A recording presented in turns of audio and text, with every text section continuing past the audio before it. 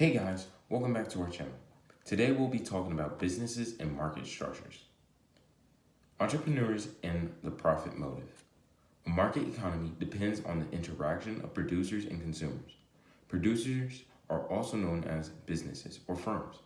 People who start businesses are called entrepreneurs.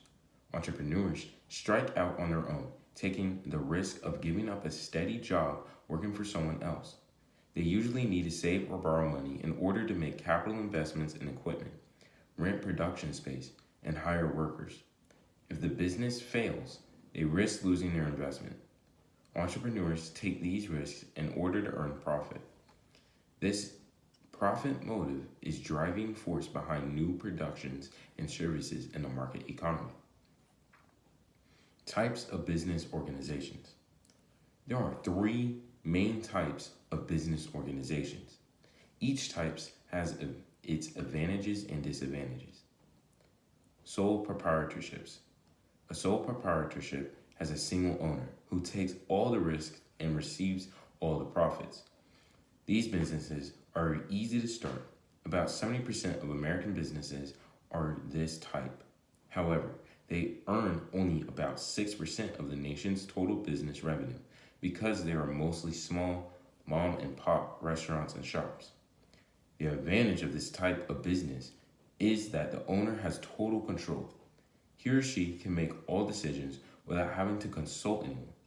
Sole proprietorships can be flexible, able to make changes quickly. There are two major disadvantages, however. Sole proprietors have limited capital for making repairs and improvements. Banks are reluctant to lend money to them, so sole proprietors need to invest their own profits into the business to keep it growing. Also, a sole proprietor has unlimited liability, so the owner is personally responsible for all the business's debts. Partnerships. A partnership divides the risk and profits of a business among two or more people. Professionals such as doctors and lawyers often form partnerships.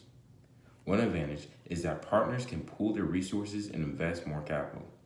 They can also offer more services by each specializing in a different area, such as pediatric medicine or cancer treatment.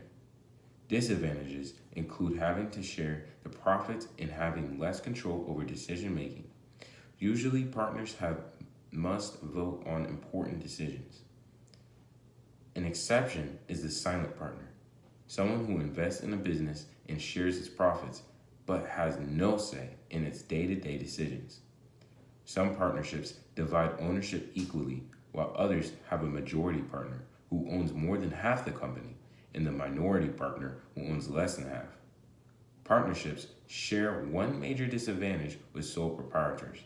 Each partner is personally responsible for all the business's debts.